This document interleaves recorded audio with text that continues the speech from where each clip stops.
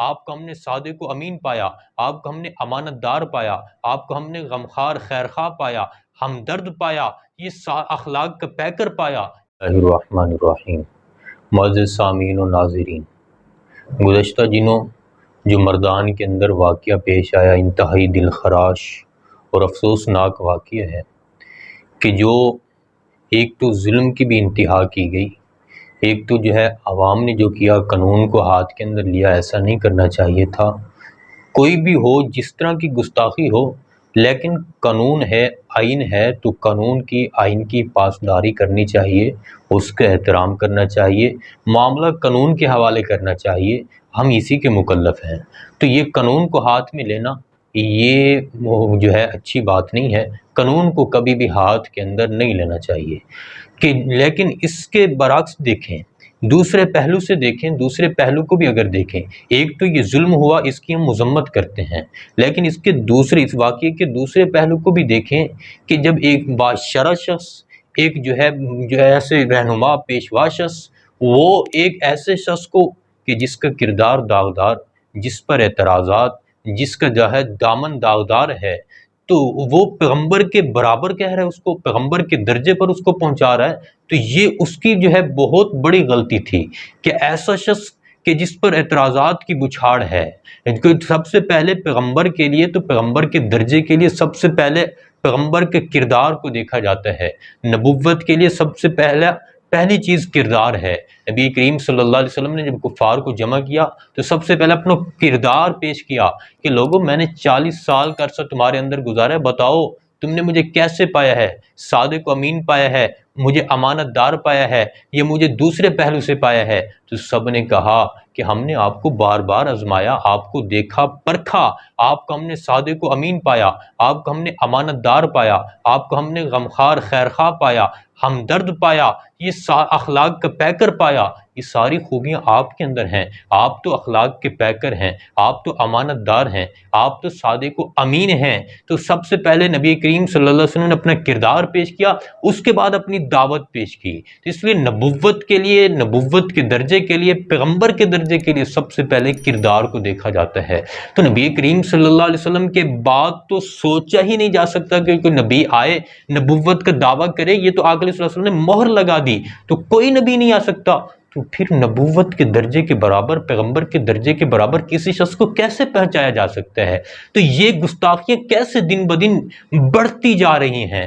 دیکھیں کہ ان گستاخیوں کے پیچھے ایک پورا دیباچہ ہے، پورا مقدمہ ہے۔ یہ گستاخیوں کا سلسلہ ایسے شروع نہیں ہوا۔ پہلے دیکھیں، اس کی بنیاد کو دیکھیں کہ ایک ایسا شخص جو ہے جس کے خلاف مقدمے درج ہیں، جس کے خلاف جو ہے کرپشن کے الزامات ہیں، کرپشن جو ہے خیانت کے الزامات ہیں، ایسے شخص کو صادق و امین کا لقب اٹیچ کیا گیا ایسے شخص کے ساتھ کہ صادق و امین جو نبی کریم صلی اللہ علیہ وسلم کا خاص لقب تھا، کسی اور کو نہیں ملا، نبی کریم صلی اللہ علیہ وسلم کا خاص لقب تھا، تو وہ لقب ایسے شخص کے ساتھ اٹیچ کر دیا۔ اس کے بعد ریاست مدینہ نبی کریم صلی اللہ علیہ وسلم کی خاص ریاست ہے، تو اس کی بھی اہمیت لوگوں کے دلوں سے ختم کر دی کہ ریاست مدینہ کا دعویٰ کر کے، ریاست مدینہ کے برابر کون سی ریاست ہو سکتی ہے؟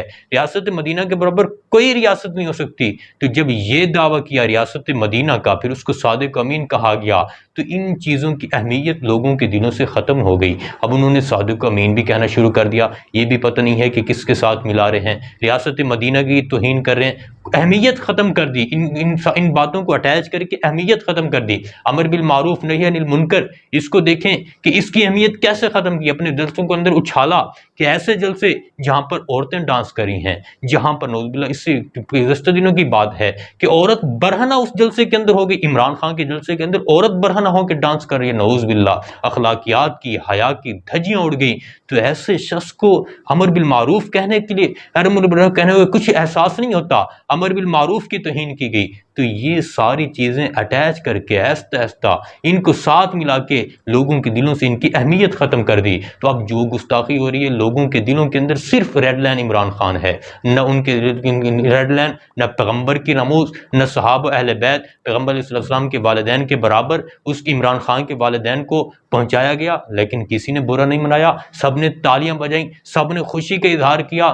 پیغمبر علیہ السلام کے اہل بیت کی توہین کی گئی، حضرت حضرت حسن و حسین کے والدین کی توہین کی گئی، پیغمبروں کے والدین کی توہین کی گئی، تو کسی نے برا نہیں منایا، کیونکہ ریڈ لائن عمران خان بن گیا ہے۔ پہلے ریڈ لائن ہوتی تھی ناموس رسالت، پہلے ریڈ لائن ہوتی تھی ناموس صحابہ، پہلے ریڈ لائن ہوتی تھی عظمت جو ہے اہل بیت اور حرمت اہل بیت، لیکن اب ریڈ لائن عمران خان ہے۔ تو اتنی اہمیت پیدا کی گئی، اتنا زیادہ اس کو جو ہے اچھالا گیا کہ اب ریڈ لائن ہی عمران خان بن گیا ہے۔ تو میرے دوستو، ہم سوچیں، اپنے گریبان کے اندر جھانک کر سوچیں کہ ہم کہاں جا رہے ہیں۔ اس لیے اب جتنی گستاخیاں ہو رہی ہیں، اس کو پیغمبر کا درجہ دیا جا رہا ہے، اس کے والدین کو پیغمبر کے والدین کے برابر پہنچایا جا رہا ہے، اور جو ہے کیا سے کیا کیا جا رہا ہے، اس کو اس صدی کا پیغمبر کہا جا رہا ہے۔ تو کوئی بھی اس کو ان کو پرواہ نہیں ہے، بس عمران خان، عمران خان، ہماری ریڈ لائن عمران خان۔ تو یہ ہماری غیرت رہ گئی ہے، یہی ہم مسلمان رہ گئے ہیں۔ اس لیے نبی کریم صلی اللہ علیہ وسلم فرمایا، تیرا کسی سے محبت کرنا تجھے اندھا اور بہرا بنا دے گا۔ اب تم اتنے اندھے، عمران خان کی محبت کے اندر ہم اتنے اندھے ہو چکے ہیں کہ ہمیں نہ ناموس رسالت نظر آتی ہے، نہ آقا علیہ السلام کے اہل بیت نظر آتے ہیں، نہ صحابہ نظر آتے ہیں، نہ اولیاء کرام نظر آتے ہیں، نہ پیغمبروں کے والدین نظر آتے ہیں، کچھ بھی نظر نہیں آتا۔ اس کی برائیاں بھی سنتے ہیں، ہمیں سنائی نہیں دیتا، ہم بہرے ہو چکے ہیں۔ ہم بالکل جو ہے ایسے درگزر کر جاتے ہیں جیسے یہ فرشتہ ہے، جیسے اس پر کوئی الزام نہیں ہے۔ تو ایسے شخص کو کس طرح ہم پیغمبر کا درجہ دے سکتے ہیں؟ ایسے شخص کے والدین کو کس طرح ہم پیغمبر کے والدین کے برابر درجہ دے سکتے ہیں؟ تو سوچا کہ ہم کہاں جا رہے ہیں۔ تو یہ گستاخیوں کا سلسلہ، یہ پہلے اس کی بنیاد رکھی گئی۔ اب یہ بڑی بڑی گستاخیاں، اللہ نہ کرے اس سے بھی بڑی گستاخیاں شاید آنے والی ہوں، کہ اب یہ ایسا ایسا گستاخیوں کا سلسلہ ایک شروع ہو چکا ہے۔ تو بنیاد یہی عمران خان ہے، بانی یہی عمران خان ہے۔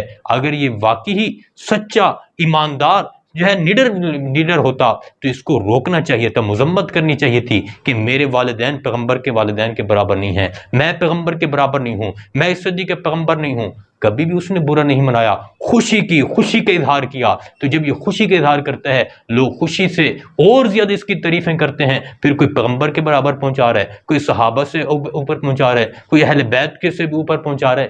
تو یہ کیا ہے کہ یہی بانی عمران خان ہے۔ تو ان جیسے گستاخیوں کے واقعات ہو رہے ہیں اور یہ قتل و غارت ہو رہی ہے، تو یہ سارا صحرا عمران خان کے سر جاتا ہے۔ تو اس لیے اس کو چاہیے کہ سوڑا ہوش کے ناخن لیں، عوام کو مشتعل نہ کریں، عوام کے اخلاق کو نہ بگاڑیں، حیا کے جنازہ نہ نکالیں۔ ہم نے پوری اخلاقیات کو حیا کا جنازہ نکال دیا ہے، اخلاقیات کو بگاڑ کے رکھ دیا ہے۔ تو ہمارا معاشرہ اس نہج پہ آ چکا ہے کہ آج ماں بیٹی کی تمیز نہیں، بیٹے کو باپ کی تمیز نہیں ہے۔ اس لیے ذرا سوچنا چاہیے، ہمیں بھی سوچنا چاہیے کہ ہم ایسے شخص کی محبت کے اندر اتنا آگے نہ نکلیں۔ ٹھیک ہے، اب اس کے ساتھ رہیں، اس کی پارٹی کے ساتھ رہیں، لیکن تھوڑا سوچیں کہ ہم ایمان کے لحاظ سے کہاں جا چکے ہیں، ہمارا ایمان کہاں جھک چکا ہے، ہماری ایمانی غیرت کہاں جا چکی ہے۔ اس کے بارے میں بھی ذرا سوچیں، جھانک کر سوچیں، ایک نہیں بار بار سوچیں، اور تھوڑا نہیں مکمل سوچیں کہ ہم کس نہج پہ آ چکے ہیں۔